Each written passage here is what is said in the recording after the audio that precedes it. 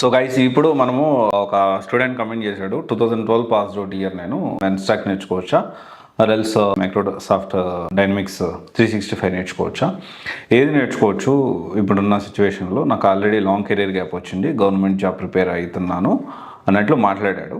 ఇక్కడ ఏంటి అంటే ఈ 12 ఇయర్స్ ఆల్మోస్ట్ ఇప్పుడు 2024 అయిపోయింది, 2025 కూడా వస్తుంది, అంటే ఆల్మోస్ట్ 13 ఇయర్స్ గ్యాప్ వచ్చింది. ఇక్కడ ఫస్ట్ మనం ఆలోచించాల్సిన విషయం ఏంటి అంటే ప్రతి ఒక్క స్టూడెంట్ కూడా ఈ 13 సంవత్సరాల గ్యాప్లో ఏం చేస్తున్నారు, ఏం చేశారు అని ఖచ్చితంగా మనం మాట్లాడుకోవాలి.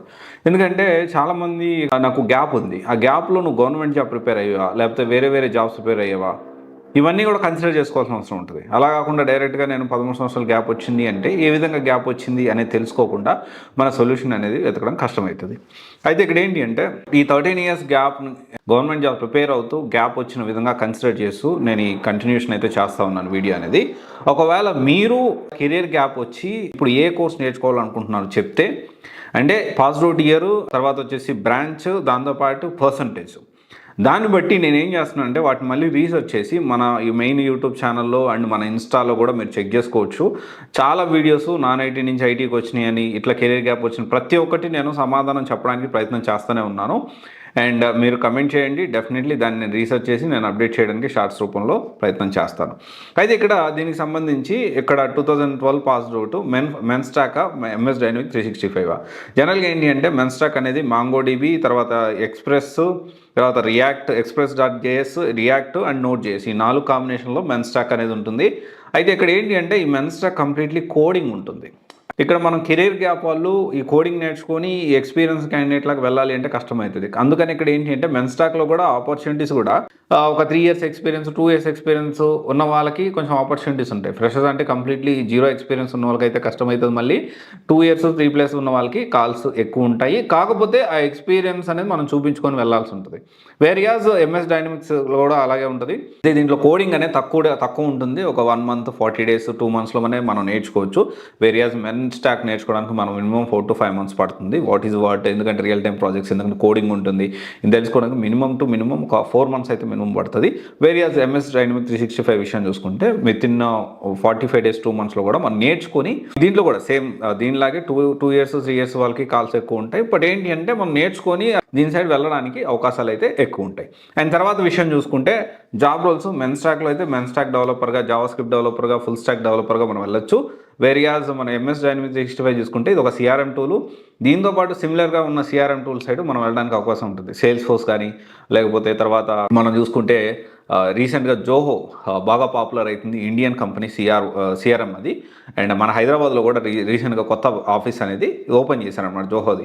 అండ్ మెల్లగా ఏంటి అంటే ఫస్ట్ ప్లేస్లో అయితే ఇప్పటికీ స్టిల్ సేల్స్ ఫోర్స్ అనేది కొనసాగుతుంది. బట్ 2021 తర్వాత వచ్చిన చేంజెస్ వల్ల ఈ ఎంఎస్ డైనమిక్స్లో కోడింగ్ అనేది చాలా తక్కువ, సేల్స్ ఫోర్స్లో హై కోడింగ్ ఉంటుంది. ఈ ఎంఎస్ డైనమిక్స్ అనేది కోడింగ్ తక్కువ ఉండడం వల్ల అంటే ఎక్కువగా ఆటోమేషన్ వచ్చేసేసి దాంట్లో కూడా ఆర్టిఫిషియల్ ఇంటెలిజెన్స్ ఆటోమేషన్ వచ్చేసేసి కోడింగ్ పార్ట్ అనేది చాలా వరకు తగ్గింది. ఎంఎస్ డైనమిక్స్ 365 సక్సెస్ దాని సైడ్ వెళ్ళాలి అనుకుంటే కొంత బేసిక్ నాలెడ్జ్ ఆఫ్ C# గురించి మనకు ఐడియా ఉండాల్సిన అవసరం ఉంది.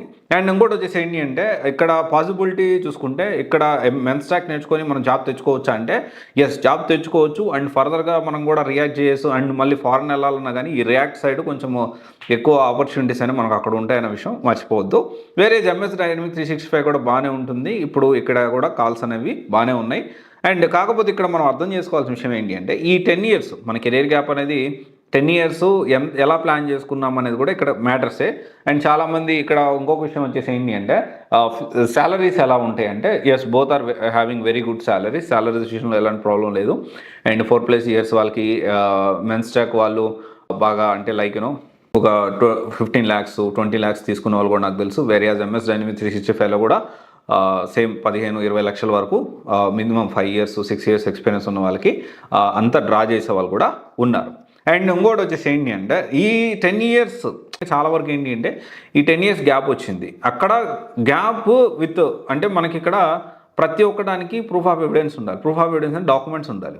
10 సంవత్సరాలు ఒక 2 సంవత్సరాలు 3 సంవత్సరాల వరకు కన్సిడర్ చేస్తారు. ఏదో ఒకటి చెప్పొచ్చు, మనము గవర్నమెంట్ జాబ్ ప్రిపేర్ అవ్వడం ఇంకోటి చెప్పొచ్చు. కానీ మిగతా అన్ని ఇయర్స్ కూడా ఎప్పుడెప్పుడు ఏమేమి చేసామనేది డాక్యుమెంటేషన్ అనేది ఇప్పుడు చాలా ఇంపార్టెంట్. అది కూడా మనం ఆలోచించాల్సిన అవసరం ఉంది.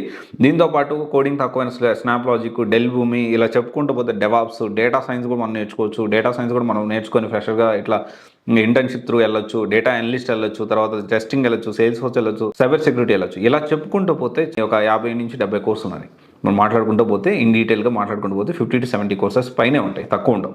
ఇంకా తెలియని ఇంకా చాలా ఉంటాయి ఇక్కడ సాఫ్ట్వేర్ సంబంధించి. ఇక్కడ మనం అర్థం చేసుకోవాల్సిన విషయం ఏంటంటే కెరియర్ గ్యాప్ వచ్చింది, దాన్ని ప్రాపర్ వేలో ఎలా ఎగ్జిక్యూట్ చేయాలి, ఈ గ్యాప్ని ఎలా ఫిల్ చేసుకోవాలి, ఇప్పుడు ప్రజెంట్ ట్రెండ్ ఏంటి, మనకే సూట్ అవుతుంది, మనం ఏది నేర్చుకోగలుగుతాం, కొంచెం కోడింగ్ ఉన్న నేర్చుకోగలుగుతాం, కోడింగ్ వద్దనుకుంటున్నారా, అండ్ కొన్నిటికి కమ్యూనికేషన్ బాగా అవసరం పడుతుంది. ఎందుకంటే కమ్యూనికేషన్ కొన్నిటికి మినిమం కమ్యూనికేషన్ అవసరం పడ్డా, కొన్నిటికి బాగా కమ్యూనికేషన్ అవసరం పడుతుంది. సో ఇవన్నీ కూడా మనం ఆలోచించి డెసిషన్ తీసుకోవాల్సిన అవసరం ఉంది. అందుకనే ఒకవేళ 2012 పాస్డ్ అవుట్ ఇయర్ స్టూడెంట్ నేను ఈ రెండిట్లో ఏది చూస్ చేసుకోవాలి, మెన్ ఆర్ ఎంఎస్ డైనమిక్స్ అంటే కొంచెము రిస్క్ అయినా పర్లేదు, కొంచెం టైం ఉంది నాకు, మెల్లగా నేర్చుకొని కొంచెం ఫ్యూచర్ సెక్యూర్డ్ ఉండాలి అనుకుంటే డెఫినెట్లీ స్టాక్ నేర్చుకోవచ్చు. లేదు అంటే ఇప్పుడు నేను అర్జెంట్గా ఇమీడియట్గా ఒక 2-3 మంత్స్లో నేను జాబ్ తెచ్చేసుకోవాలి, జాబ్ తెచ్చుకున్న తర్వాత ప్యారలల్గా నేను ఆలోచిస్తాను, I think about Salesforce, I think about Zoho, alternate CRMs, ఒకవేళ ఇది ప్రాబ్లం ఉంది దాని సైడ్ కూడా నేను వెళ్ళడానికి రెడీ ఉంటాను అనుకుంటే ఎంఎస్ డైనమిక్స్ 365 నేర్చుకోవచ్చు.